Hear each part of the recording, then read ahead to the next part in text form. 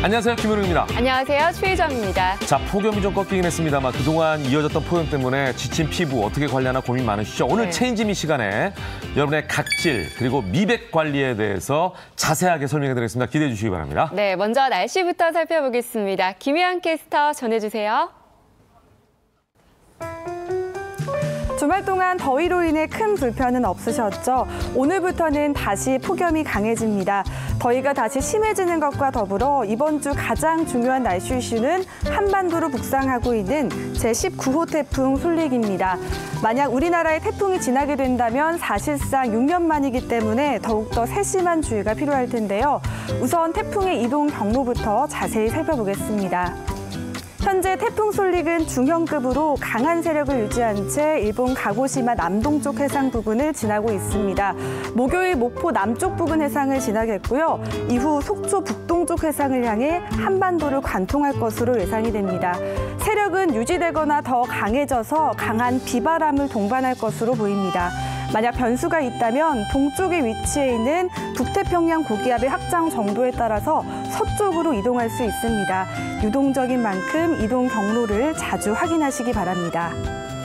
수요일 제주부터 태풍의 영향권에 들어 목요일과 금요일 사이에는 전국으로 비가 확대되겠습니다. 특히 제주와 남해안은 지형적인 영향까지 더해져서 강풍과 함께 많은 양의 비가 쏟아지겠는데요. 이때 초속 40m 이상의 돌풍이 불겠습니다. 각종 피해가 우려되니까요. 주변의 간판이나 지붕 등 시설물 관리는 물론 배수구도 미리 점검해 주시기 바랍니다. 다시 전국 대부분 지역으로 폭염특보가 확대됐습니다.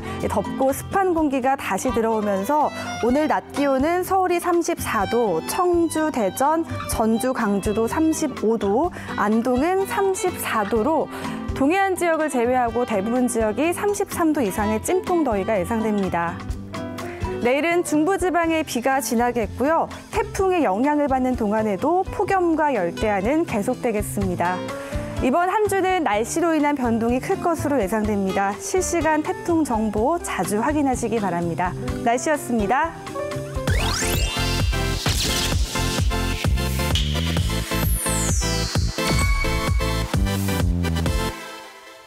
자, 연예 터치로 시작합니다. 네, 안녕하세요. 김묘성입니다. 네, 고현준입니다. 반갑습니다. 네, 첫 번째 소식부터 전해드리겠습니다.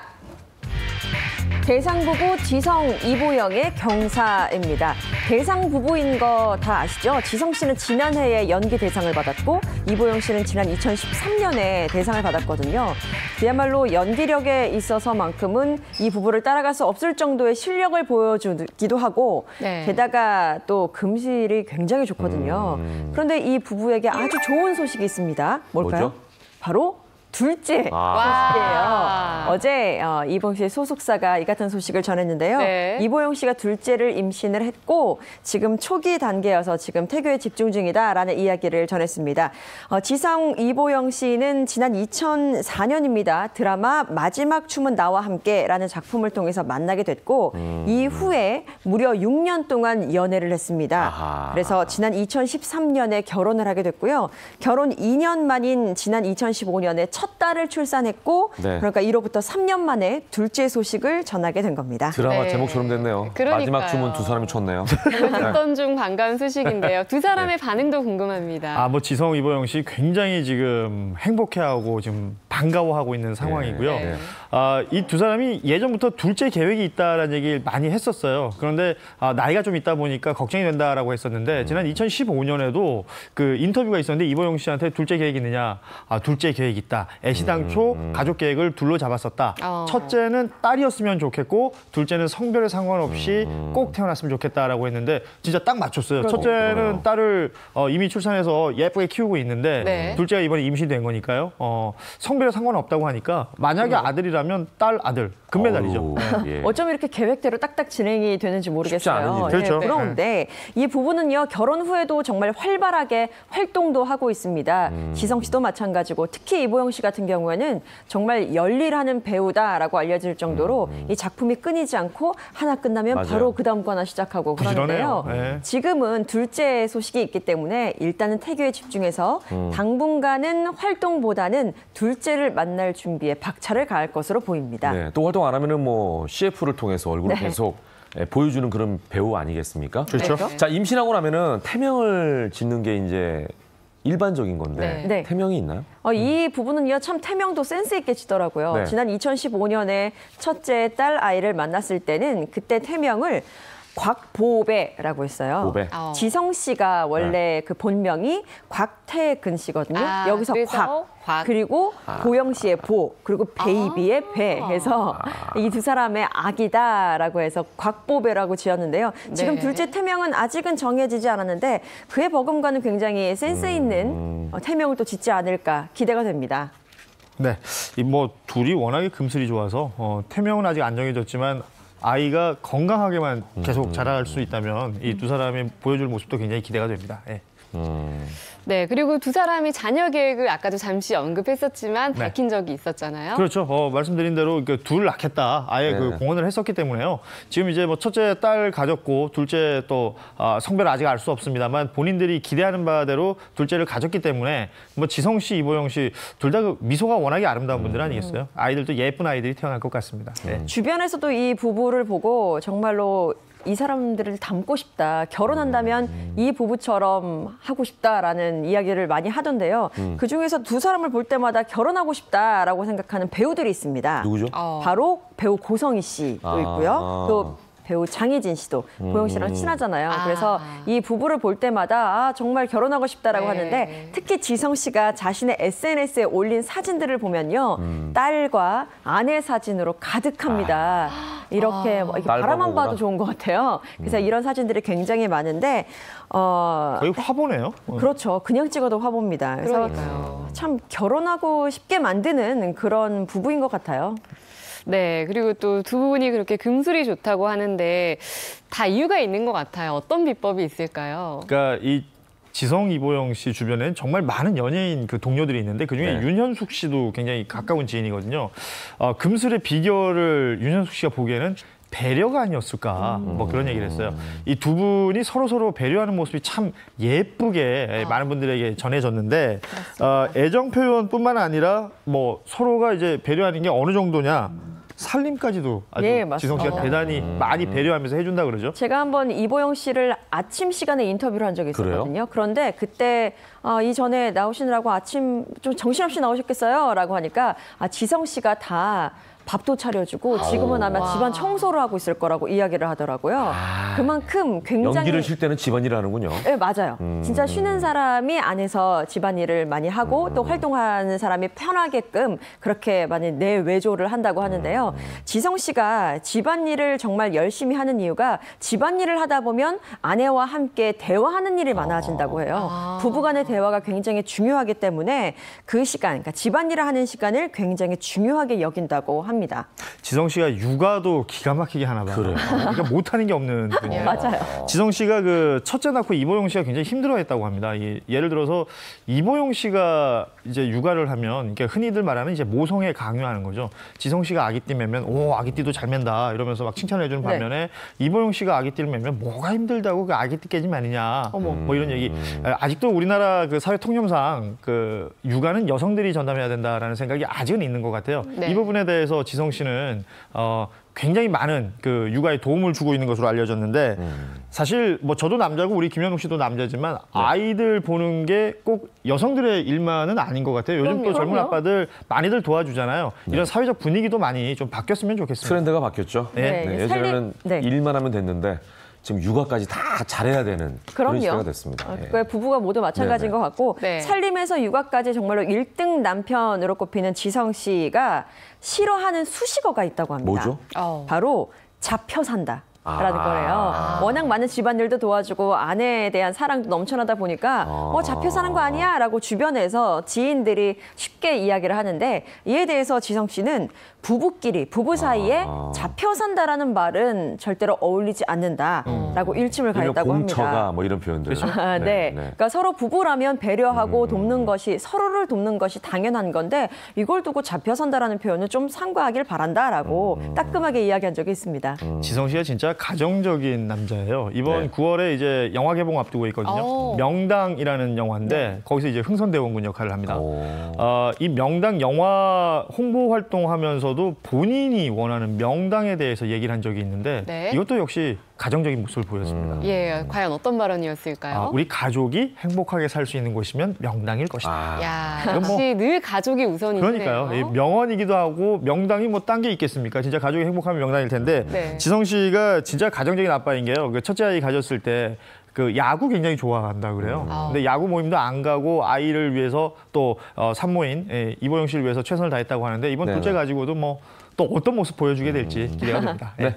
고현준 씨에게 명당은 뭡니까? 저의 명당 바로 이 자리입니다. 아우.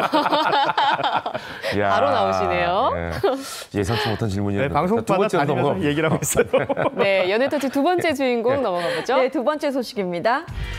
조영남 그림 대작 혐의 판결은입니다. 네. 사실 이것 때문에 논란이 많았잖아요. 조영남 씨가 그러니까 후배 조수라고 하는 그 사람들이 그린 그림을 본인이 그렸다. 그래서 2억 원 정도의 수수료를 챙겼다라는 혐의를 받았죠. 그래서 재판이 있었는데 지난 1심에서는 조영남 씨가 유죄 판결을 받았습니다. 맞아요. 그래서 항소심으로 넘어가게 됐는데 항소심에서는 어떤 판결을 받았을까요? 지난 17일에 결과가 있었습니다. 그렇죠. 결과는? 바로 무죄였습니다. 뒤집혔네요. 1심의 판결을 뒤집는 그러네요. 것이어서 굉장히 주목을 받고 있습니다. 자, 그럼 먼저 조영남 씨의 그림 대작 혐의가 무엇인지부터 다시 한번 좀 짚어볼까요?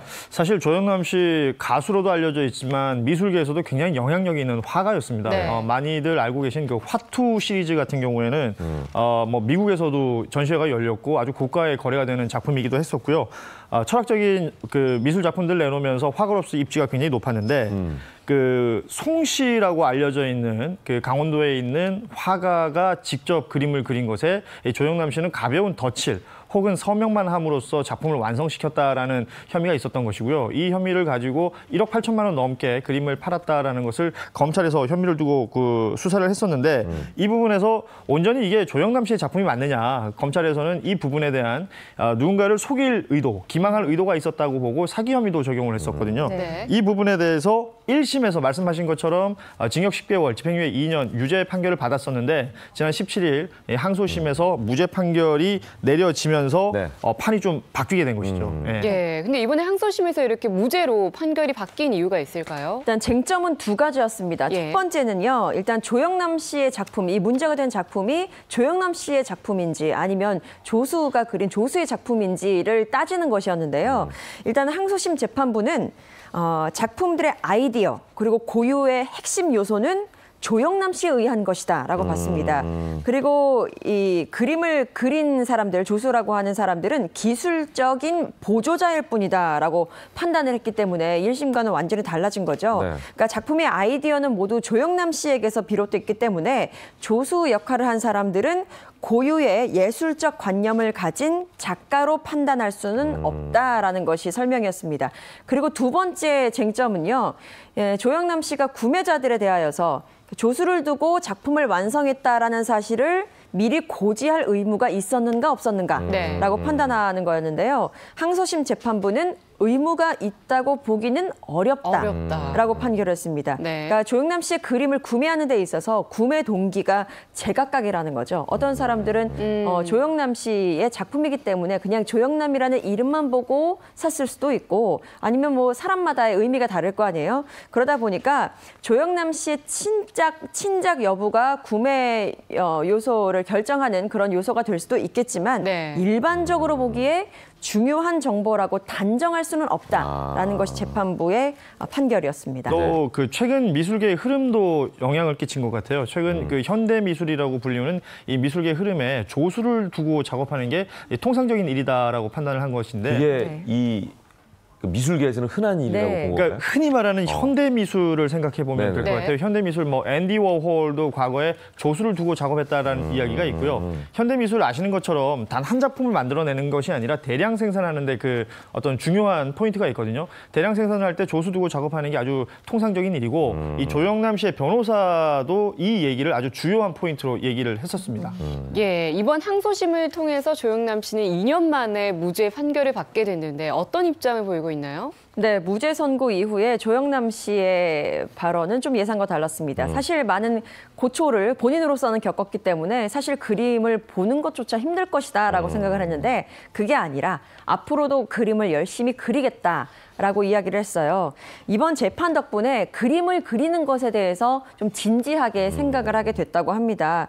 그리고 이번에 이렇게 논란이 야기됐던 그 조수들, 조모 씨, 뭐 송모 씨, 뭐 여러 사람들이 있는데 그 사람들을 비난하는 것이 어렵고 낚시 좋아하는 사람은 늘 낚시를 떠나듯이 나 또한 그림에 매진을 하겠다라고 밝혔습니다. 네. 네. 이 판결에 대해서 미술계 반응은 어때요? 지금 그 프랑스 파리에서 활동 중인 서양화가 정태경 화백은요. 화가의 자부심은 도도한 새 속의 강에 던져버리고 단지 작품을 팔아서 사는 상인으로 살아가게 됐다라면서 착잡한 심경을 밝히기도 했습니다. 이게 사실 창작을 위해서 몸을 불사르는 그런 화가들이 많은데 이 화가들을 비천하게 만드는 이 분노가 들끓는다 이런 얘기도 했었고요. 사실 일각에서는 비판하면서 아이디어를 주고 그림은 누군가 다른 사람이 그린 것으로 이해하기 쉽잖아요. 사생대회에 나갔을 때 아이가 아이디어를 주고 엄마가 그림을 그린다면 이거 어떻게 이해를 해야 하느냐 이런 식으로 비판하는 목소리도 굉장히 커지고 있습니다. 네. 네, 그리고 이번 판결에 대해서 조영남 씨의 입장 그리고 미술계 입장까지 들어봤는데 네. 이 소식을 접한 대중들의 입장도 궁금합니다. 네, 앞서 말씀드리신 것처럼 그런 댓글이 있었습니다. 이 초등학생이 아이디어를 제공하고 부모가 그려서 대회 나가서 상을 네네네. 받는다. 그러면 이것도 초등학생의 작품이겠네? 라고 생각을 한다는 거죠. 예. 그만큼 미술계의 현실과 일반 대중들이 생각하는 그 생각은 좀 간극이 있다라고 보여집니다. 네, 그러네요. 자, 다음 얘기로 넘어가 보도록 하겠습니다. 세 번째는 뭐죠? 네, 세 번째 소식입니다. 레전드 뮤지션 신곡 발표입니다. 레전드 뮤지션, 물론 여러 사람들이 있을 텐데요. 이분은요. 아주 청아한 목소리로 네. 또 통기타 하나로 70년대를 주름잡고 그 시절의 청년 문화를 이끌었습니다. 그리고 지금까지도 굉장한 영향력을 보이고 있는 여자 가수입니다. 네. 예. 누굴까요? 통기타 하니까 떠오르는 분이 있긴 한데. 그 사람 이름이 뭐죠? 네, 그 사람의 이름이 뭐니? 양희은 씨입니다. 네. 양희은 씨, 예. 71년에 아침 이슬이라는 곡으로 데뷔를 했고 상록수, 한계령, 사랑 그 쓸쓸함에 대하여 정말로 많은 명곡들을 불러주면서 많은 사람들과 공감을 했는데요. 네.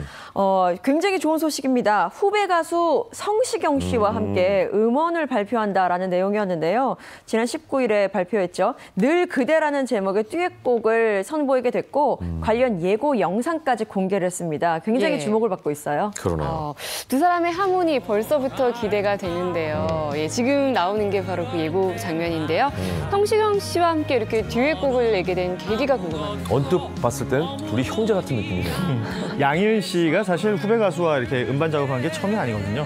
2014년부터 뜻밖의 만남이라는 프로젝트를 쭉 진행해오고 있습니다. 그러면서 뭐 윤종신 씨, 이적 씨, 악동 뮤지션 등 다양한 후배들하고 협업해서 노래를 만들고 있는데 네. 뭐 이번에 성시경 씨 같은 경우에는 단순히 노래로만 참여한 것이 아니라 작곡과 프로듀싱 그리고 코러스까지 참여하면서 함께 작품을 만들어낸 협업을 했던 것입니다. 성시경 씨와 양희은 씨의 인연이 참 재밌습니다. 지난해에 양희은 씨 콘서트가 있었는데요. 그때 성시경 씨가 공연에서 사회를 봤었다고 해요. 그래서 양희은 씨가 굉장히 고마웠겠죠. 네네. 그러니까 나중에 내가 도움이 필요할 일 있으면 언제든지 이야기를 하라라고 성시경 씨에게 이야기를 했더니 성시경 씨가 하고 있는 뭐 프로젝트 같은 콘서트가 있거든요. 네네. 거기에 이제 양희은 씨를 초청을 한 거예요. 초대를 해서 함께 듀엣곡을 부르는 또 행사를 하면서 그렇게 둘이 가까워졌다고 합니다. 그러네요.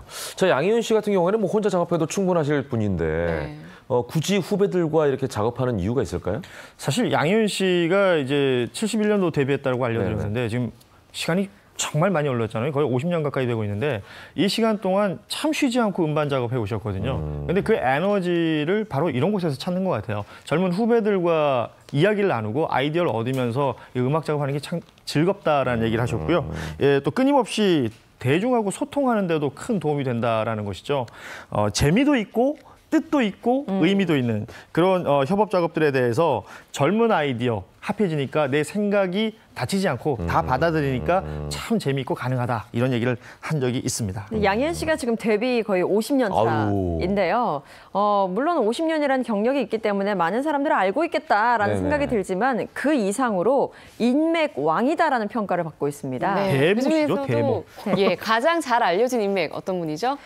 일단 박미선 씨 꼽을 수 있겠습니다. 박미선 씨. 박미선, 이성미 씨와 굉장히 친한데 함께 여행을 다니는 프로그램 했었죠. 네, 프로그램도 했었고 또 그거 프로그램 끝나고 난 다음에도 서로 다니더라고요. SNS에 사진을 올리기도 하는데 박미선 씨가 양희은 씨에 대해서 이렇게 평가를 합니다.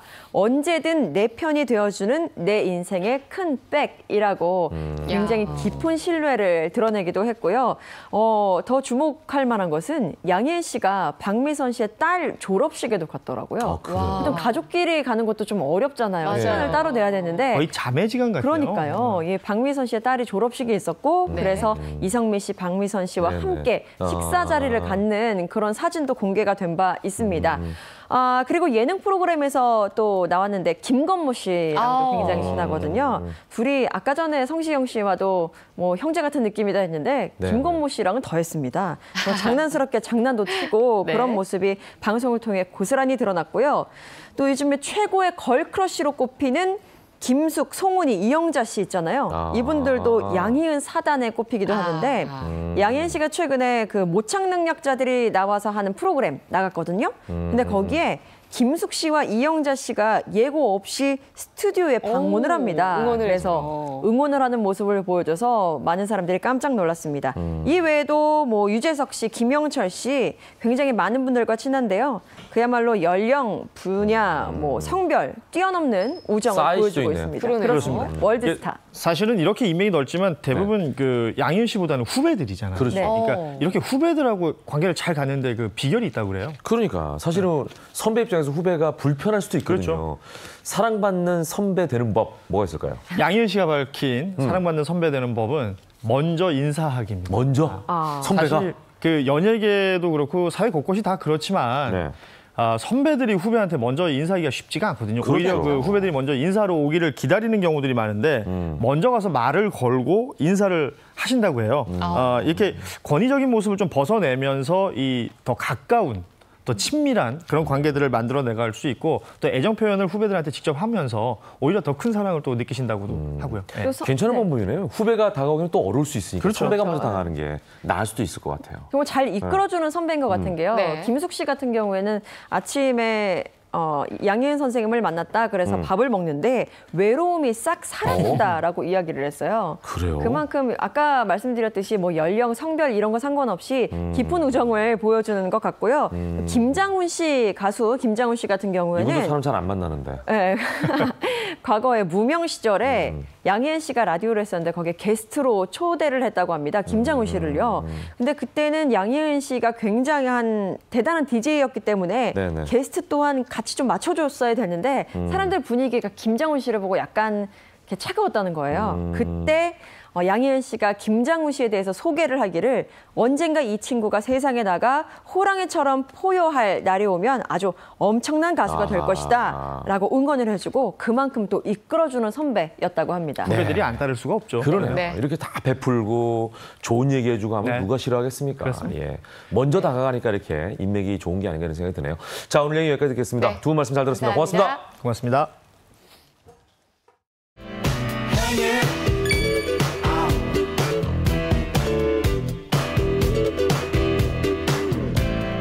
Lady, put on your best dress. Let's put your moves to the test. We're going club hopping, finger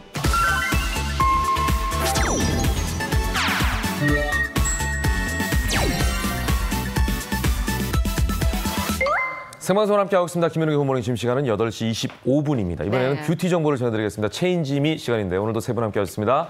방송인 장미화 씨, 그리고 김민주 피부과 전문의, 유연주 뷰티 디렉터 어서 오십시오. 네, 반갑습니다. 안녕하세요. 네, 반갑습니다. 지난 네. 시간에는 김 원장님 어디 갔다 오셨어요? 아, 제가 홍콩에 학회가 있어서 죄송합니다. 진짜 의사 맞는. 아, 네. 네. 있어 보이죠? 이주원을 갖고 온 것 같아요. 네, 아무튼 올여름 긴 폭염에 여러분들 몸도 마음도 많이 지치셨을 텐데 이제 와서 보니까 피부까지 많이 지쳐 있다 이런 분들이 많으신 것 같습니다. 맞습니다. 그래서 오늘 준비한 내용이 바로 뽀얀 피부 만들기입니다. 네. 피부 각질과 미백. 관리 좀 한다 하시는 분들은 이 두 가지를 다 놓칠 수 없다 이렇게 생각하실 것 같은데 네.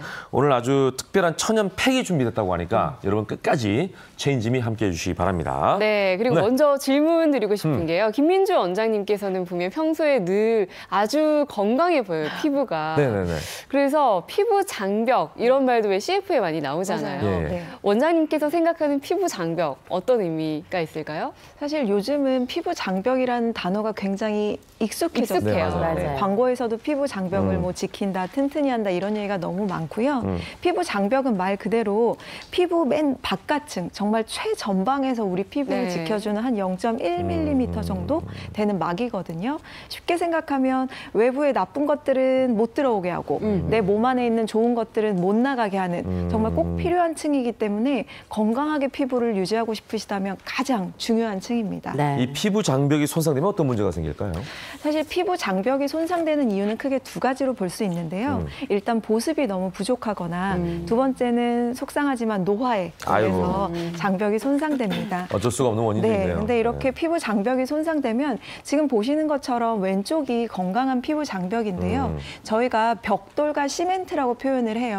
보시면 그 각질 세포가 벽돌처럼 예쁘게 있고 그 사이사이에 시멘트처럼 지질이 채우고 있는 구조물인데 이게 손상이 되면 저렇게 이제 흐트러지면서 눈에 보이는 각질이 생기거든요. 무너졌네요. 예. 네, 그러면 뭐 아토피 피부염이나 지루 피부염 같은 피부염이 없던 것도 생기거나 네. 더 심해지거나 아니면 오히려 여드름을 유발하는 경우도 있기 때문에 유의하셔야 할 것 같습니다. 네, 피부 장벽 참 중요한데 그렇다면 손상이 한번 되면 다시 회복도 가능한가요? 어렵죠. 손상이 쉽지 되면 않겠죠. 어렵기 때문에 예방을 하는 것이 가장 중요한데요. 네. 말씀드렸듯이 피부 장벽의 포인트는 보습입니다. 그래서 예방을 하려면 보습에 가장 신경을 쓰셔야 되는데요. 이제 보습의 포인트에 있어서 중요한 게 이제 세안이죠. 세안 여름에 덥다고 정말 자주 하시는 분들 그쵸. 계세요. 네네. 막 하루에 몇 번씩 하고 뭐 씻고 또 씻는 분들 네네. 계시는데 자주 씻을수록 더 건조해지기 때문에 맞아요. 너무 자주 씻지 않고 최소한의 시간으로 씻는 게 좋고요. 클렌저가 대부분 알칼리성인데 그게 피부에 좋지 않아요. 그래서 이왕이면 약산성의 클렌저를 찾아서 사용하시는 게 좋습니다. 네. 그리고 세안하고 나서 막 뛰어가서 보습하시는 분들 계세요. 내 피부가 메마른다고. 근데 대한피부과학회 기준으로 세안하고 3분 이내에 보습을 하시는 것이 그래요? 원칙입니다. 네. 그래서 뛰어가실 필요까지는 없고요. 너무 막 TV 보고 있다가 보습하시면 조금 늦을 수도 있습니다. 그러네요. 네. 집이 네. 넓은 분은 좀 뛰어가야 되죠. 조금 뛰어가셔야 될 수도 있겠네요. 보습이 정말 중요하군요. 네. 그리고 그래서 여기서- 보습학원이 있나 보네. 네, 그리고 여기서 또 중요한 그렇군요. 포인트 네. 각질. 네. 각질 제거도 네. 적당히 해주셔야 되고요. 네. 가끔 각질을 막 때밀듯이 벗겨낸다고 하시는 분들 네. 계신데 그래야 시원하다 하시는 분이 안 있어요. 됩니다. 네. 벗겨내시는 게 아니라 네. 정돈한다, 정리한다 정도로만 가볍게 해주시는 것이 좋습니다. 제거가 아니라 정리 정도로 네네네. 마무리를 하라. 네. 우리는 목욕탕 가가지고 때밀고 와서 엄청 밀죠. 볼 빨개지고 이러면 맞아요. 아우 개운하다 이런 분들 많아요. 위험한 거. 안 됩니다. 각질을 네. 뿌리치 뽑으려고 그랬지. 그건 안 되는 거였군요. 안 뽑힙니다. 그래. 네. 자, 그래서 네. 각질에 대한 오해와 진실에 대해서 지금부터 한번 살펴보도록 하겠습니다. 판넬이 준비되어 있는데요. 첫 번째부터 살펴볼게요. 자, 각질은 이것 생긴다. 여름에도 생긴다? 여름은 사실은 워낙 맞아요. 습기도 많고 땀도 많이 나고 해서 네. 설마 각질이 생길까 이런 생각이 드는데 겨울에만 건조하면 생길 각질이 거라고 생긴다고 생각했어요. 우리가 생각을 많이 하잖아요. 네. 보통 실제로도 겨울에는 보면 하얗게 막 버진 피잖아요. 맞아요. 네네. 근데 여름엔 잘 안 보이거든요. 맞아요. 근데 겨울에 건조함이 있다면 여름에는 자외선이 있죠. 그 자외선 때문에 아까 벽돌과 시멘트 말씀드렸던 것 중에서 시멘트, 지질이 많이 부족해져요. 그렇다 보니까 각질 세포 사이로 수분이 많이 증발돼서 여름에도 상당한 양의 각질이 생기거든요. 근데 이제 땀에 좀 녹아서 덜 보이는 것도 있고 근데 부위에 따라서는 사실 각질 많이 보실 수 있으실 거예요. 여름에도. 그게 각질은 사시사철 있는 거죠, 사실은. 예, 매일매일 나오는 것이고. 그러면은 우리가 이제 각질 관리를 어떻게 해야 될까? 이게 궁금해요, 유 선생님. 네, 여름철 같은 경우에는 이제 물리적인 자극을 가해서 각질 제거를 해주시기보다는 보습에 신경을 많이 써주시는 게 중요한 방법입니다. 네, 그리고 이제 피부 본연의 지질막을 보호하면서 노폐물을 흡착할 수 있는 순한 클렌저를 이용해서 각질 관리를 해주시고요. 그리고 나서 곧바로 보습을 많이 충분히 해주시는 게 중요합니다. 네네. 보습이 중요하군요. 예, 두 번째 가보겠습니다. 각질에 대한 오해와 진실. 각질 제거를 자주 하면 피부가 얇아진다. 그래 그런 느낌이 좀 맞아요. 받을 때 있어요. 네. 네. 자꾸 벗겨내면 벗겨내니까. 벗겨낼수록. 사실 저는 피부과 의사로서 이 포인트를 조금 강조해드리고 싶은데요. 각질 제거를 너무 무리해서 하고 많이 하다 보면 피부도 얇아지고 굉장히 피부가 예민해집니다. 이게 진실이라는 얘기네. 네, 그래서 피부가 얇아진다는 건 정말 단순히 피부가 얇아진다는 것뿐만 아니라 네. 노화도 굉장히 가속화되거든요. 그래요? 그래서 여러 가지를 생각하면은 정말 적절하게 정말 적절한 만큼만 하셨으면 좋겠습니다. 네. 그리고 피부 얇아지면 왜 아까 맞아요. 빨개진다고 네. 말씀하셨잖아요. 그게 원래는 일시적인 증상이 맞기는 예. 한데요. 그게 계속되면 반영구적 돌아오지 않는 홍조로 이어지기 아이고야. 때문에 주의하셔야 합니다. 뭐든지 자연스러운 게 좋은 것 같아요. 맞아요. 우리가 왜 네. 귀지도 자꾸 파면 안 된다고 하죠. 자극돼가지고 이게 더 생긴다고 그러더라고요. 그런 비슷한. 그건 확실해요? 그런 얘기 들었어요. 확실한 얘기만 좀 해주세요. 들었어요. 네. 자, 그러면은 우리가 보습이 너무 중요하다. 아까부터 이제 듣고 있는데 이 각질 제거 후에 예. 어떻게 관리를 해야 돼요? 이제 건조하신 피부인 경우에는 이제 각질을 이제 탈각하는 과정에서도 네. 피부의 수분이 이제 바로 증발을 하기 때문에 즉각적으로 수분 보습을 해주시는 게 굉장히 중요하고 정말 뛰어가서 해야 되겠군요. 네, 그리고 이제 부드러운 각질 제거제를 사용하시는 게 굉장히 중요합니다. 부드러운 각질 제거제를 사용하고 또 즉각적으로 수분을 네. 보충해주라고 강조를 해주셨고요. 들어가지 마시고 네. 정보로 빨리. 자, 세 번째 가보겠습니다. 번째는요? 네. 잦은 각질 제거.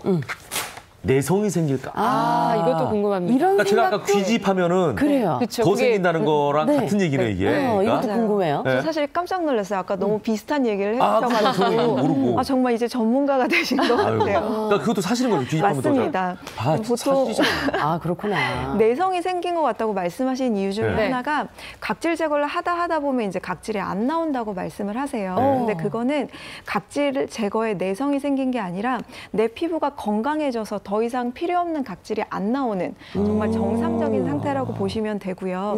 아까 귀지 말씀하신 것처럼 이제 이거를 계속 필요 이상으로 제거를 하다 보면 피부 입장에서는 보호막이 보호하려고. 없어지니까 그렇죠. 깜짝 놀라요. 네. 이게 응급 상황이라고 생각을 해서 필요 이상으로 갑자기 더 많이 만들어내기 시작을 하거든요. 피부도 살려고. 네, 피부 입장에서 내가 살아야 되니까 어쩔 수 그러니까. 없죠. 그러니까 많이 만들어내기 때문에 각질 제거를 하면 할수록 각질이 더 많아지는 아이러니한 상황이 생길 수 있는 거죠. 그렇군요. 네. 그러니까 어쨌든 너무 무리하게 하면 피부 트러블이 생기거나 오히려 더 건조해져서 네네네. 피부가 좋으려고 하는 건데 맞아요. 나빠질 수 있다. 맞습니다. 그렇군요. 그러네요. 네. 중요한 포인트네요. 네. 잦은 각질 제거하면 내성이 생긴다. 네. 예. 자, 네 번째 가보겠습니다.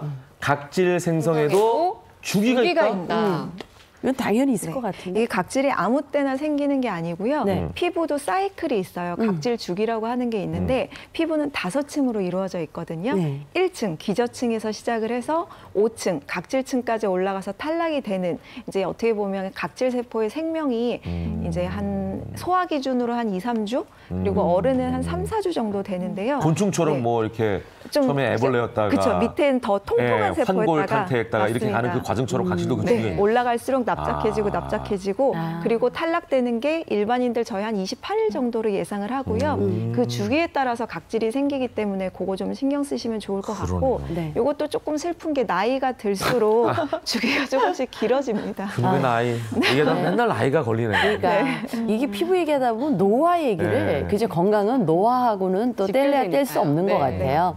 근데 이렇게 쭉 말씀을 들어보니까 이제 노화 네. 그러면 나이에 따라서 네. 그리고 또 피부도 건성도 있고 지성도 맞아요, 있고 뭐 맞아요. 중건성도 있고 그렇잖아요. 네. 그 타입에 따라서 각질 제거가 좀 달라질 것 같아요. 횟수 같은 것이. 네, 맞습니다. 일단 각질 제거는 아침보다는 이제 피부가 재생이 될 수 있는 저녁 시간에 해주시는 게 좋고요. 그렇군요. 또 건조하신 피부 같은 경우에는 이제 주 2주에 한 번 정도 네. 해주시는 게 좋고 지성 피부이신 분들 같은 경우에는 이제 주 2회 해주시는 게 좋고 민감하신 피부 같은 경우는 2, 3주에 한 번 정도 해주시는 게 좋아요. 그리고 민감하신 피부 같은 경우에는 텍스처가 큰 이제 스크럽 제품보다는 순한 필링 제품을 사용해서 각질 제거를 해주시는 게 자기 좋습니다. 피부 타입도 잘 살펴봐야겠네요. 네, 맞습니다. 그게 확실히 다르네요. 그죠? 네. 주 2회도 있지만 2주에 한 번도 있고 그러니까요. 내 피부가 어떠냐에 따라서. 네, 네. 근데 제가 이렇게 제품을 보니까 필링 제품을 보면 영어가 써 있어요. 네. 무슨 선크림 우리 무슨 SPF 맞아, 뭐 이런 맞아. 거 써 있듯이 네. 여기는 AHA, BHA 뭐 이런 게 써 있더라고요.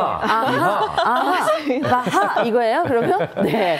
이거는 또 뭘 의미하는 건지. 사실 필링제의 대표적인 두 성분이 이 아하, 바하라고 저희가 보통 표현을 하는데요. 네. 두 개가 이름도 비슷한 것처럼 사실 화학 구조도 굉장히 비슷해요. 근데 차이점이 뭐냐면 아하는 저희가 보통 과일산으로라고 부르는데 약간 수용성 특징이 있기 때문에 가볍게 각질 제거하고 피부 결을 정돈해주는 효과가 굉장히 좋고요. 네. 바하는 지용성이라서 여드름 있는 분들 블랙헤드 제거하고 유분감 개선해주는 효과가 굉장히 좋습니다. 그래서 내 피부가 조금 예민하거나 건조하시다면 아하 위주로 사용을 하시는 게 좋고요. 네. 여드름이 좀 있거나 내가 지성 피부 또는 복합성 피부라면 바하 성분을 사용하시는 것이 좋습니다. 네. 저는 아하, 네. 아하. 맞아요. 네. 자, 그러니까 각질에 대한 오해와 진실 네 가지를 살펴봤습니다. 예, 그러니까 각질 제거도 중요하지만 일단 그보다 더 중요한 게 이제 보습이다라는 걸 우리가 알 수 있는 부분이었던 것 같아요. 네.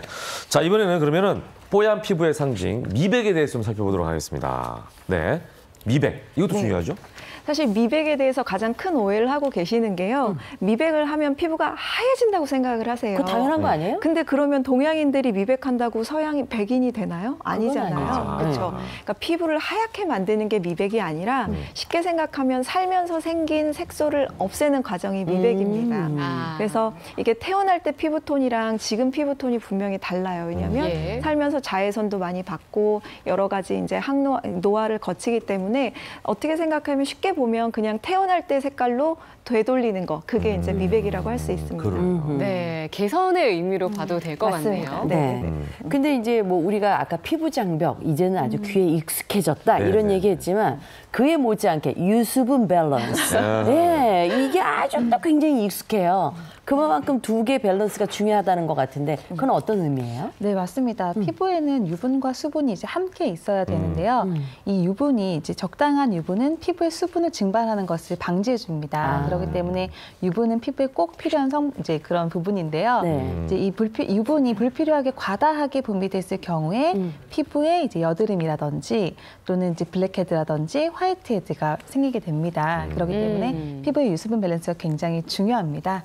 그래서 제가 오늘은 피부 유수분 밸런스를 측정하는 방법을 또 가지고 와봤습니다. 저도 평소에 보면은 간혹 여드름이 올라오는데 그게 이제 유수분 밸런스 때문이었던 것 같은데 그걸 측정을 어떤 방법으로 할 수 있을까요? 오늘은 유수분 측정기를 가지고 와서 유수분 밸런스를 한번 측정해 보도록 측정기가 준비했습니다. 자리를 옮기셔서 예, 측정을 좀 해주시면 좋을 것 같은데 예, 오늘도 익숙한 얼굴이시죠? 예, 모델분 나와주셨습니다. 여기 집이 이 근처래요. 아주 조건이 좋아요. 이게 그 기계군요. 네, 기계예요. 아, 이걸로 유분, 수분 두 개 다 알 수 있는 거예요? 네, 유수분 측정을 할 수 있습니다. 네. 이거 비싸요, 피부에다가 기계? 많이 비싸진 않아요. 집에 있는 분들은 별로 없는데 이게. 네, 요거는 이제 인터넷으로 쉽게 구매하실 수 있어요. 그래요? 네. 그래서 이렇게 이 보시면은 소리가 나니까. 위에 있는 부분이 수분이고요. 밑에 있는 부분이 이제 유분이에요. 네, 지금 수분이 37, 그죠? 네. 밑에 유분이 16.6 이렇게 나왔거든요. 37% 그리고 유분은 16.6%. 이게 어느 정도 치수인가요? 지금 그러니까 수분이 더 네, 수분이 많은데? 더 많은 편이시고요. 네. 근데 보통이신 피부세요. 아, 네, 그래요? 보통 네, 조금 살짝 건조한. 네, 살짝 건조해요? 건조한. 네. 건조하다는 건 뭘 보고 하는 건가요? 근데 수분이 좀 낮으세요. 수분과 유분이 전체적으로 조금 낮은 정도이기 때문에 아주 조금 건조한 정도예요. 그럼 보통 정도면 어느 정도 수치가 나와야 돼요? 보통 수치 정도면은 이제 뭐 39, 네, 오일은 18 정도 나오시는 게 네, 적당합니다. 39에서 18인데 지금 37, 16, 네, 그죠? 37, 16. 그러니까 모델분은 굉장히 뭐 평온한 표정을 짓고 계시지만, 표정을 하고 계시지만 본인도 놀랐을 거예요. 아, 내 피부가 건조하구나. 네.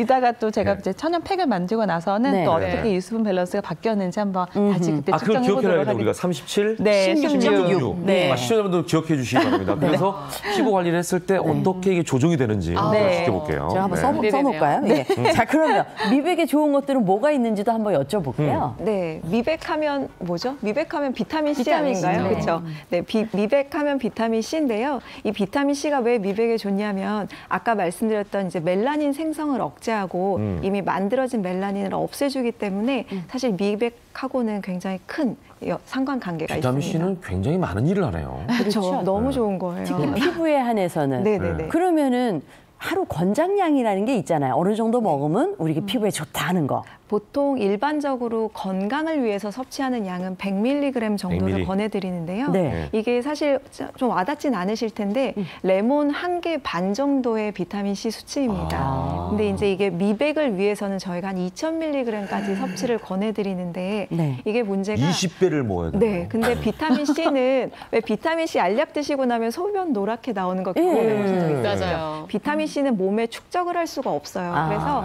그 당시에 사용한 필요한 만큼만 흡수하고 쓰고. 다 나가요. 그래서 하루에 약을 하나 크게 드시는 것보다는 네. 중간중간에 과일을 드시는 게 훨씬 더 효과적입니다. 오늘 굉장히 중요한 팁이에요. 중간중간 먹어라. 네네네. 그러면 과일이나 채소가 굉장히 우리 몸에 좋고 특히 피부에 참 좋은데 이것도 좀 먹는 요령 같은 게 있을까요? 사실 제가 알려드리고 싶은 포인트는 하나예요. 왜 비타민 종류에 따라서 네. 뭐 호박이나 이런 거는 기름에 볶아 드시면 더 흡수된다는 얘기 많이 들어보셨잖아요. 네. 당근 같은 네, 것도. 비타민 C는 생으로 드셔야 됩니다. 이게 열에 약하기 때문에 익히면 그만큼 영양분이 줄어들고 비타민 C는 과일 등을 직접 그냥 드시는 게 가장 좋습니다. 그러네. 네, 자 그럼 이번에는 네. 저희가 앞서 말씀드렸던 천연 스크럽과 팩을 한번 직접 만들어 보도록 하겠습니다. 네. 네. 토마토가 준비가 돼요. 네. 네, 오늘은 제가 토마토를 이용한 네. 비타민 폭탄 스크럽제와 이름 마음에 드네요. 네, 비타민 그리고 폭탄. 네, 뽀샤시 막걸리 지게미 팩을 준비해봤습니다. 지게미. 평소 안 어울리게 오늘 아주 그냥 네. BNG가 많이 들어갔어요. 뻥이 많이 들어가고 자 하여튼 폭탄. 그만큼 좋다는 얘기죠. 네, 이제 피부 미백하면은 리코펜 성분이라고 해서 네, 항산화 작용이 굉장히 좋은 성분을 예, 빼놓을 네. 수가 없습니다. 네. 네. 그래서 이 토마토에는 리코펜 성분이 비타민 E의 네. 100배에 해당하는 100배. 항산화 작용을 하고 있어요. 엄청나네요. 이렇게 많아요? 네, 이 리코펜은 피부 노화 방지는 물론 이제 멜라닌 생성을 억제하기 때문에 네. 피부 미백, 미용, 그다음에 다이어트에까지 굉장히 효과가 좋습니다. 네. 지난 시간에 저희가 시간이 부족해서 다 못 네. 보여드렸거든요. 오늘도 시간이 부족합니다. 아, 네, 빨리 만들어 빨리 하셔야 돼요. 자. 예, 두 가지인데 네, 예, 비타민 폭탄 스크럽부터. 네, 비타민 포탄 스크럽은 토마토를 준비해 주시고 흑설탕 네. 준비해 주시고요. 네. 토마토는 반으로 뚝 잘라 주세요. 네. 그리고 나서 흑설탕을 위에 뿌려 주시기 그러니까 바랍니다. 흰 설탕 쓰지 말고 흑설탕 토마토 위에다 쓰라는 흑설탕 거죠? 뿌려요? 네. 그냥 먹어도 맛있겠다 저거. 네, 이렇게 흑설탕은 바로 이렇게 네. 위에다가 발라. 아이고. 근데 설탕이 좀 흑설탕은 사실 입자가 흰 설탕보다 조금 입자가 굵어서 네. 이렇게 바로 하면 너무 좀 자극되지 않을까 걱정이 입자는 되거든요. 큰데요. 네. 이 토마토 스크럽은 네. 흑설탕은 입자가 고와요. 그리고 잘 녹아요. 잘 네, 녹는다. 잘 녹기 때문에 토마토랑 하니까. 네, 이렇게 네. 토마토에다가 흑설탕 적셔서 사용을 해주셔야 돼요. 네, 이렇게 해서 한번 발라볼까요? 바로 얼굴에 이렇게? 이렇게 오. 바로 부드럽게 마사지 해주시면 됩니다. 아, 스크럽이라는 게 이제 약간 그 각질을 벗겨내는 벗겨내는 거예요. 네, 네, 네. 그러니까 맞아요. 흑설탕의 그 약간의 그 뭐라 그럴까요? 네, 약간의 텍스처가 그 있는 거칠거칠한. 부분. 거칠거칠함을 네. 이용해서 벗겨내는 거네요. 네, 맞아요. 그러니까 이게 흰설탕이면 다 녹아버리니까 쓸모가 없다는 거죠. 그렇죠. 그래서 흑설탕을 네. 사용하셨고요. 이렇게 해서 토마토를 이제 반으로 잘라 사용해 주셔도 네. 되고 네. 또는 이제 토마토를 이제 갈아서 네. 흑설탕을 2스푼 정도 넣고 이제 마사지 해주듯이 해주시면 그냥 됩니다. 이렇게 네. 약간의 묽은 액체로 만들어서 문질러라. 네, 맞아요. 그러면 네. 굉장히 좋다라는 거죠. 네. 네, 토마토도 입자가 양보해야 굵으니까 뭐 되고. 발 뒤꿈치나 팔꿈치 이런 데에다가 활용해도 괜찮을 네, 것 같아요. 맞습니다. 각질이 있는 부분에다가 네. 이제 토마토랑 흑설탕 통째로 네. 바로 문질러 주시면 어차피 됩니다. 토마토를 버렸으니 온몸에 지금 한번 좀 해보는 것도 괜찮을 것 네. 같아요. 질문 없을 거 아니에요. 맞습니다. 네, 그리고 아까 말씀하셨던 뽀샤시 팩은 또 어떻게 만드나요? 네, 막걸리 지게미와 꿀, 밀가루만 있으면 되는데요. 네. 막걸리 지게미는 그 밑에 가라앉은 거 그거 얘기하는 거죠? 가라앉아 있는 부분만 사용을 할 거예요. 네. 위에 맑은 부분은 마시고 가라앉은 부분을 사용하면 되겠네요. 그래야 할까요? 네, 맞아요. 막걸리 지게미와 밀가루와 꿀은 2대 1대1 비율로 해서 만들어주시면 됩니다. 이게 지금 이게 막걸리 지게미고 2숟가락을 넣었고 밀가루는 1스푼, 밀가루는 1스푼, 그리고 꿀도 1스푼, 꿀도 1스푼, 꿀도 1스푼만 넣어서 저어주시고 뭉치지 않게만 섞어주시면 됩니다. 근데 이 지게미에 어떤 좋은 성분이 있길래 이렇게 우리가 팩으로까지 만들 수 있을까요? 김 원장님. 네, 막걸리에는 사실 효모 성분이 많잖아요. 그렇죠. 이 효모가 미백 효과가 굉장히 뛰어나요. 그래요? 그리고 그 외에도 비타민 B, 칼륨, 칼슘 이런 여러 가지 아미노산이 풍부하기 때문에 각질 제거 효과와 모공 수렴 효과까지 기대할 수 있습니다. 여름에 딱 맞는 팩이라고 생각이 됩니다. 예. 자, 이렇게 해서 요거 그냥 바로 발라버리면 되나요? 아니요, 바로 바르시지 마시고요. 그러면? 만들고 나서 냉장고에서 1시간 정도만 숙성을 시켜주세요. 네. 숙성 시간이 좀 필요한데. 바로 되면 효모가 더 활성화되겠네요. 네. 그리고 제가 지금 1시간 숙성시킨 막걸리 팩을 준비해왔습니다. 네. 막걸리 냄새 나는데요? 네. 당연하죠. 막걸리 그러니까. 1시간 정도 숙성을 하고 나면은 막걸리 향이 거의 나지 않아요. 아, 그래요? 네. 그래요? 그래서 진짜 안 나요? 오, 신기하다. 많이 약해졌어요. 네, 많이 약해졌어요. 예, 전혀 안 나는 것은 아니지만 그리고 많이 바로 약해졌어요. 네. 이거는 시트를 활용해야 되는 이유가 있나요? 피부에 직접 닿으면 안 되는 겁니까? 약간 알코올 성분이 조금 있기 때문에 바로 자극이 닿기보다는 될 수도 있겠네요. 자극이 될 수도 있어서 시트 위에다가 발라주시고 15분 정도 피부에 흡수를 시켜주신 다음에 미온수로 씻어내시고요. 그다음에 기초 스킨케어 바로 발라주시면 됩니다. 우리 모델분은 시트지를 붙이니까 더 이쁜 것 같아요. 네. 뭐예요? 그래서? 가리는 게 더 예쁘다는 얘기. 아니, 뭘 해도 이쁘다는 얘기예요. 예. 자, 일단 오른쪽을 집중 좀 해주세요. 네. 유수분 체크를 해야 되니까. 네. 네. 우리가 사실은 이거는 하고 나서 한 일정 시간이 지나야 되는데 맞아요. 생방송이다 보니까 사실 아까도 조금 바르고 그냥 닦아내고 지금 조금 발랐지만 그래도 궁금하니까 체크해 보도록 하겠습니다. 네. 하고 나서 네. 자, 이렇게 해서 이것도 한 15분. 한 15분? 이렇게 해서 15분 정도 흡수시켜 주시면 돼요. 우리가 이제 하도 이제 이 팩을 하니까 팩은 15분. 네. 그거 이제 머릿속에 이제 남아있네. 그렇죠. 네. 하고 나서 미온수로 닦아주고. 그러니까 요거 체크 한번 해보죠. 네. 이렇게 하고 나서 바로 미온수로 살짝 닦아준다고만 생각을 해주시고. 네. 그리고 나서 요거 딱 체크만 하고 마무리하도록 네. 하겠습니다. 네. 아까 37, 16.6이었거든요. 맞아요. 예, 제가 기억해요. 자, 팩을 했거든요.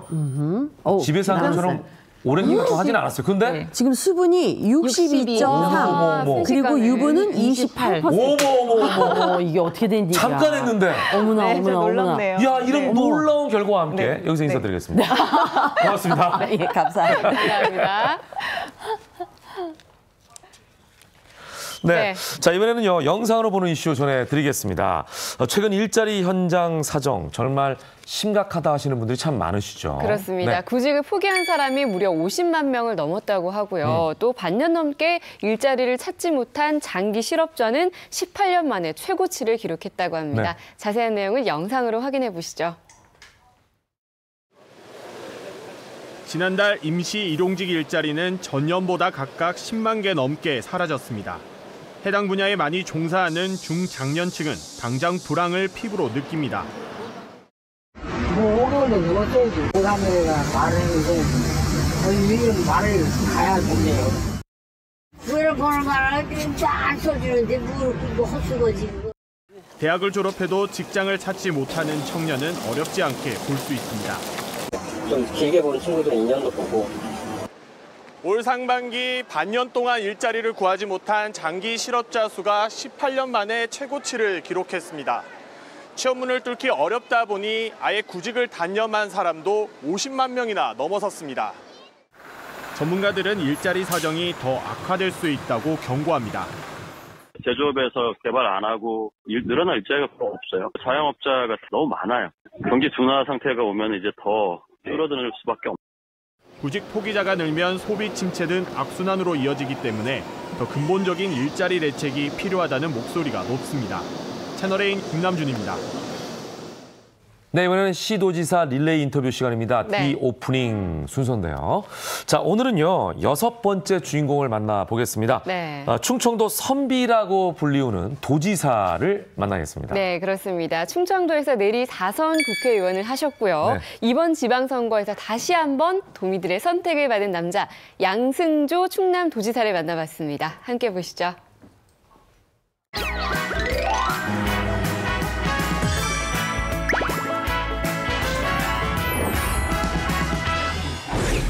민주당의 양승조 후보가 60.9%를 득표해서 당선이 확실시되고요. 충남도민의 압도적인 지지를 받으며 당선된 양승조 도지사.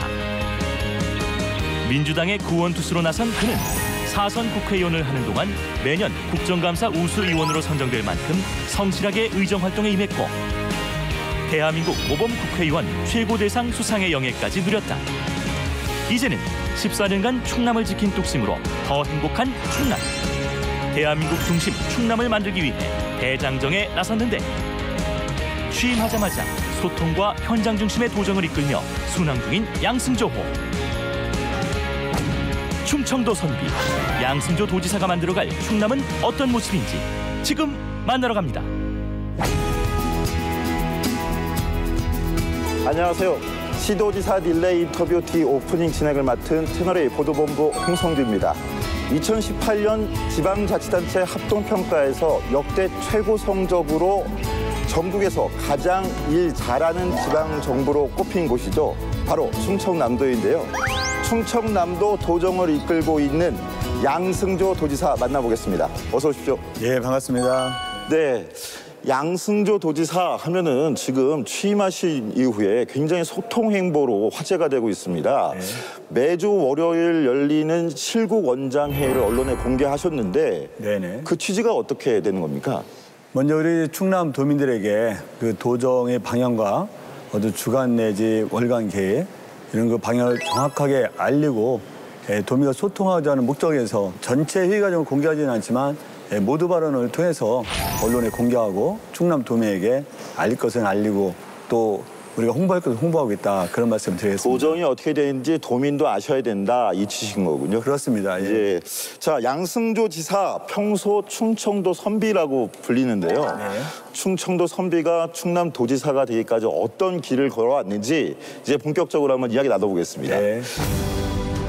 선서, 나 양승조는 충남 도지사로서 지금 우리 사회가 겪고 있는 3대 위기 극복과 이를 해결하기 위한 경제 활성화 대책을 추진, 우리 충남에서 선도적 모델을 제시함으로써 더 행복한 충남, 대한민국의 중심을 실현해 나갈 것을 다짐하면서 이에 선서합니다.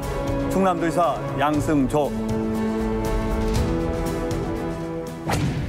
양승조 지사 하면 떠오르는 키워드 저희가 미리 한번 준비해 봤는데요. 첫 번째 키워드 뭘까요? 자, 보이십니까? 예, 맞습니다. 예. 양불패입니다. 양불패.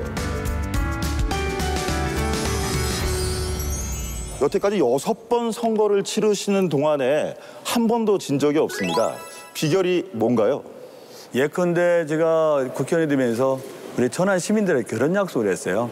제가 국회의원 당선되면 천안 집을 떠나지 않고 늘 시민과 함께 소통하면서 생활하겠다고 말씀드렸는데 실제로 이제 그 약속을 지키기 위해서 14년 동안 천안에서 서울까지 기차로 출퇴근을 하면서 매일 출퇴근을 하셨습니까? 의정 활동을 했죠. 그런 과정에도 제가 국회 본회의라든가 상임위원회 같은 경우 나름대로 굉장히 성실하게 했다고 자부합니다. 네. 이런 걸 성실한 의정 활동이 또 제가 재선이고 3선이 되고 4선이 되고 도지사가 되는데 하나의 커다란 이유가 되지 않을까 생각하고요. 이런 성실한 생활, 성실한 의정 활동, 타인을 대하는 성실한 그 태도, 이게 가장 커다란 원인이 되지 않았나 이런 생각이 듭니다. 사법시험은 6번이나 떨어지셨어요. 예, 7번째 합격을 하셨는데 중간에 포기하실 생각은 혹시 안 드셨습니까? 젊었을 때 아니라 나이 어렸을 때부터 하던 사법고시 사법시험을 본다는 목표가 있었기 때문에 중간에 포기한다는 생각은 갖지 않았고요.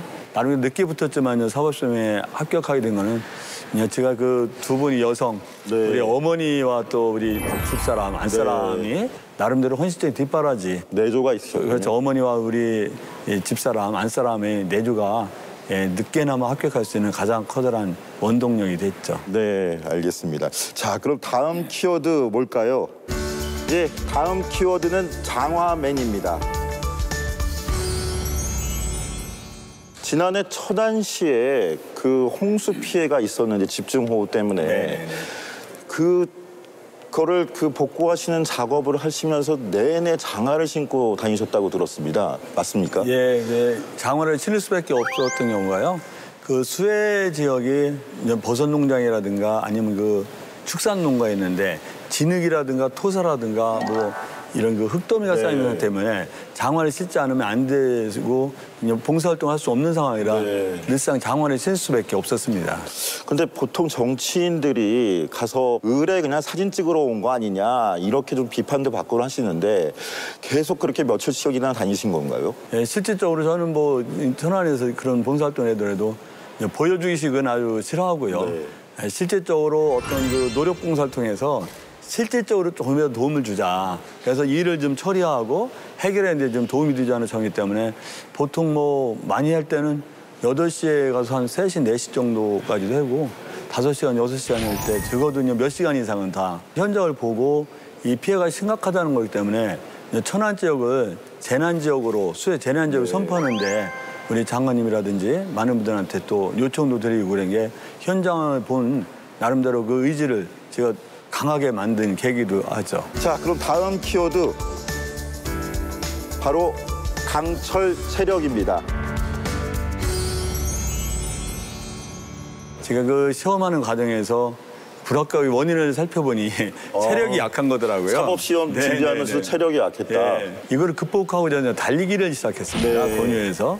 달리기처럼 재밌는 게 없고 이같이 저에게 딱 맞는 운동이 없더라고요. 그래서 나중에 시험에 합격하고 나중에 변호사를 운영하면서 달리기 연습을 해가지고 제가 사실 그 마라톤 풀코스를 한 9차례 뛰었고요. 9차례 뛰었습니까? 9차례 뛰었고 하프 코스는 아마 대략 한 50번 정도 나갔으리라고 생각됩니다. 그래서 이렇게 마라톤을 통해서 체력을 단련한 것이 나름대로 지치지 않고 선거 운동할 수 있는 원천이죠. 마침 10월 28일 날 공주 백제 마라톤 대회가 열립니다. 동아일보 채널A 충남도 공주시가 함께 여는 마라톤 대회인데 아마 취임하시고 첫 마라톤 대회가 될 것 같은데 거기도 달리실 의향이 있으십니까? 동아 마라톤 대회도 정말 역사 있는 마라톤 대회인 만큼 제가 연습을 해서 하프나 아니면 풀코스를 좀 달리고자 합니다. 자, 그럼 양승조 지사가 만들어갈 새로운 충남은 어떤 모습일지 정책 키워드를 통해서 자세히 한번 들어보겠습니다.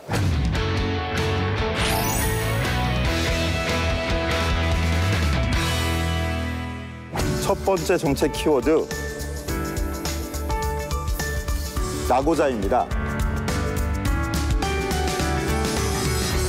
자, 양승조 지사께서 취임사에서 더 행복한 충남, 나고자가 없는 충남을 만들겠다 이렇게 약속을 하셨습니다. 지금 이런 세상을 만들기 위해서 재원은 좀 충분한 편인가요? 저는 이런 세 가지 차원에서 재원을 마련했다는 말씀을 드리는데요. 첫 번째는 우리가 중앙정부 예산을 많이 확보해서 다른 예산의 여지를 만들겠다는 거예요. 두 번째 같은 경우는 우리가 이 사업을 여러 가지 사업을 보면요. 불필요하게 하기보다는 그 아주 다급하지 않은 사업도 있단 말이에요. 또 어떤 경우는 사실 그 불필요한 관점이 없지 않아 있고요. 이런 예산을 줄여서 수백억 원 정도로 좀 확보하겠다는 게 되고요. 더 나아가서는 이런 보통 교부세율이라고 하는데 이런 보통 교부세율을 확대로 해서 좀 노력해서 지금 한 19.24% 정도인데 이걸 21%까지 확대하도록 우리가 건의하고 그런 제도를 만들면 재원 문제는 문제가 되지 않는다 이렇게 생각합니다. 저는 어떤 도정을 이끄는 도지사의 의지 또 우리가 도의 의원님들의 의지 또 그런 걸 통해서 우리 도민들이 함께하는 의지가 더 훨씬 더 중요하다고 생각하고요. 그런 그 의지가 함께한다면 재원 문제는 우리가 해결될 수 있다는 생각이 저희 소신이고 저희 철학이죠. 자, 다음 정책 키워드는 지역 불균형입니다. 천안, 아산, 당진, 서산 벨트는 상대적으로 많이 발달하고 있는 반면에 부연, 온산, 금산 정도는 좀 발전이 늦은 게 아니냐 이런 의견들이 있습니다. 이걸 어떻게 좀 극복하실 보관이 있으십니까? 이제 발전이 늦은 정도가 아니라 인구가 매년 감소하고 있죠. 이제 고령화 더불어서 인구가 감소해서 북부권 중심에서 산업도 발달하고 인구도 집중하고 이 남부권 같은 경우는 인구도 감소하고 어떤 산업시설 같은 경우도 우리가 만들어지지 않고 있는데 그러기 위해서 우리가 권역별로 아니면 시군별로 특성 있는 발전 전략을 우리가 해야 된다 그런 생각이 듭니다. 예를 들면 논산 계룡 같은 어떤 국방 R&D 단지를 만들고 이걸 통해서 특화된 도시로서 발전 전략을 짠다는 거죠. 그래서 태안이라든가 보령 같은 경우라든가 이런 서천 같은 경우는 해안이 있지 않습니까? 이런 건 해양 헬스케어라든가 휴양 도시를 만들고 그러면서 어떤 특색 있는 발전을 끼워내는 거죠. 15개 시군이 나름대로 특성화된 발전 전략을 짜서 그에 맞게 어떤 전략을 펼쳤을 때 우리가 균형 발전을 기할 수 있다고 생각합니다. 자, 다음 키워드는 서해안 시대입니다. 자, 충남도 차원에서는 어떤 사업들이 준비되고 있습니까? 이제 서산이라든가 당진 같은 경우는 중국과의 거리가 가장 가깝습니다. 이런 중국과의 가장 가까운 거리를 활용해서 이런 항만이라든가 항구도 정비해서 이런 서해안 시대에 나갈 수 있는 발전 디딤돌을 놓겠다는 것도 우리가 하나의 그 발전 전략이고요. 이런 여러 가지를 통해서 서해안 중심 시대를 만들겠다는 게 충남도의 발전 또 전략이고 목표입니다. 자, 다음 키워드 볼까요? 자, 삼농혁신입니다. 충청남도 하면은 금산 임삼이 유명하고 그렇습니다. 부여의 방울토마토 그리고 홍성 예산의 축산 굉장히 유명한 곳들이 많은데 하지만 기존의 삼농혁신은 좀 현실과 좀 동떨어졌다 이런 비판도 나오는 것 같습니다. 어떻게 개선하실 생각이 있으신가요? 삼농이라는 건 아시다시피 농업, 어업, 농촌, 어촌, 농민, 어민 이게 혁신을 가야 되는 게 삼농혁신인데요. 이게 어떤 성과가 없다 그런 지적도 있고 특정 분야에 치우친 어떤 정책이었다고 했는데 이런 성과를 낼 수 있는 방안을 더 강화해서라도 성과를 낼 수 있는 방안을 여러 가지 찾겠다는 말씀을 드리고요. 또 말씀대로 일정 분야에 특정이 치우쳤다는 그 평가에서 벗어나기 위해서도 균형 잡히게 우리가 삼농 정책을 펼쳐나갈 것이다. 그런 의지를 갖고 있습니다. 네, 양승조의 사람들 그러면서 사진을 보내주신 게 있습니다. 네네. 자, 이 사진인데요. 네네네. 자, 한기범 선수 아닌가요? 농구, 그렇습니다. 농구 국가대표 최고의 출신이죠. 슈퍼스타였었죠. 어떤 인연이 있으십니까? 일단 한기범 선수는 우리 천안 출신이죠. 이제 자랑스러운 우리 천안 출신이라는 말씀드리고요. 한기범 선수가 농구만 그 슈퍼스타가 아니고요. 이 사회된 봉사도 슈퍼스타입니다. 매년 이런 그 심장병 어린이도 이렇게 자선 농구대회를 개최하는데요. 사실 민간인 자선 농구대회를 개최하는 굉장히 어렵습니다. 프로 선수하고 연예인 출신 농구 선수들과 함께 팀을 해서 시합도 하려는 건데 이 시합을 열기 위해서는 얼마나 많은 사람들한테 협조도 요청해야 되고 막 그런데 그 갖은 애를 쓰면서 이 자선 경기를 갖다가 이어가고 있더라고요. 제가 이제 원래도 좀 알았지만 보건복지 의원하면서 상임위원장이면서 우리 한기범 선수가 그런 좋은 뜻의 자선 경기를 펼치기 때문에 제가 한기범 선수와 함께 이런 스폰서 후원하는 데도 좀 말씀을 드려주고 그래서 우리가 한기범 선수와 이 교감이 됐고 친밀하게 됐죠. 자, 충남은 네모다 이렇게 빈칸에 좀 작성을 해주십시오. 부탁을 드렸는데 아크릴판에 충남은 한류의 원조다라고 적어주셨습니다. 어떤 의미를 담은 건가요? 충남은 백제 고도가 있던 도시입니다. 백제 시대에 이미 중국이라든가 인도라든가 해양 문화 강국 아니었습니까? 일본 같은 경우는 아스카 문화를 갖다가 전파한 게 백제 아니겠어요? 그래서 실제적으로 충남이야말로 우리가 한류의 원조다. 그런 걸 말씀드렸죠. 네, 앞으로 그럼 임기 4년 동안 어떤 도정을 펼치실 건지 마지막으로 설명 좀 해주시겠습니까? 저희는 아주 정확한 목표와 뚜렷한 목표를 갖고 있습니다. 충청남도에서는 이런 국가적 위기고 우리 충남 위기인 우리가 사회 양극화를 어떻게 해소할 것인가, 고령화 문제 어떻게 대처할 것인가, 저출산 문제 어떻게 대처할 것이냐 이런 3대 목표 해결을 위해서 모든 도정의 기본 방향이 글로 갈 겁니다. 그래서 더불어 잘 사는 충남, 어르신이 행복한 충남, IQ 충남 이것을 목표로 삼고 이것을 뒷받침해서 기업하기 좋은 충남, 기업을 창업하기 좋고 기업을 운영하기 좋고 가장 이전하고 싶은 충남을 통해서 이런 여건을 만드는 기업화의 충남을 만들어서 이런 뒷받침하는 충남이 되겠다. 그런 이런 4가지 관점을 통해서 말씀대로 나고자 없는 충남, 소위 계층이 아주 최소화되는 충남. 그래서 220만 충남도민이 더불어서 행복한, 더 행복한 충남을 만드는 것이 도정의 기본 목표이고 기본 방향이다. 그 목표를 해서 방향을 해서 220만 충남도민의 협조도 구하고 우리의 감신도 구하고 그래서 충남도정 공직자와 함께 220만 충남도민이 함께 이런 목표를 실현하기 위해서 행해서 갈 것이다. 그것이 충남도가 지속 가능한 충남이 되고 지속 가능한 대한민국을 만드는 길이라고 확신하기 때문에 그 방향을 갖다는 말씀을 드리겠습니다. 예, 지사님 마지막으로 충남 도민에게 드리고 싶은 말씀 한마디 부탁드리겠습니다. 예, 220만 충남 도민 여러분, 저를 도지사를 만들어 주신 것에 대해서 다시 한번 깊은 감사 인사를 드리겠습니다. 220만 충남 도민과 더불어서 더 행복한 충남, 대한민국 중심 충남을 함께 만들어갈 것을 약속드립니다. 무대에 건강하시고 밝고 힘찬 모습으로 뵙겠습니다. 고맙습니다. 네, 바쁘신데 시간 내주셔서 감사합니다. 시도지사 릴레이 인터뷰 뒤오프닝 다음 시간에 뵙겠습니다. 감사합니다. 네, 아이고, 네, 수고하셨습니다. 짧은 소식 하나 전해드리겠습니다. 네. 4차 산업혁명을 직접 보고 체험하고 배울 수 있는 2018 용산 로봇 페스티벌이 오는 26일까지 서울시 용산 전자랜드 신관에서 열립니다. 전자랜드와 서울시, 한국로봇산업진흥원이 용산을 로봇 신유통의 메카로 만들기 위해 공동 주최한 이번 페스티벌에 국내 로봇 업체 20곳이 참여했습니다. 생방송을 함께했습니다. 김현의 굿모닝 8월 20일 월요일 순서 마칠 텐데요. 네. 19호 태풍 쏠릭이 우리 한반도로 북상 중이라고 합니다. 피해 없도록 그리고 태풍 피해가 없도록 각별히 주의하시기 바랍니다. 네, 저희는 내일 아침도 8시에 더 알차고 유익한 내용으로 찾아뵙겠습니다. 오늘 하루도 행복하시기 바랍니다. 고맙습니다. 감사합니다.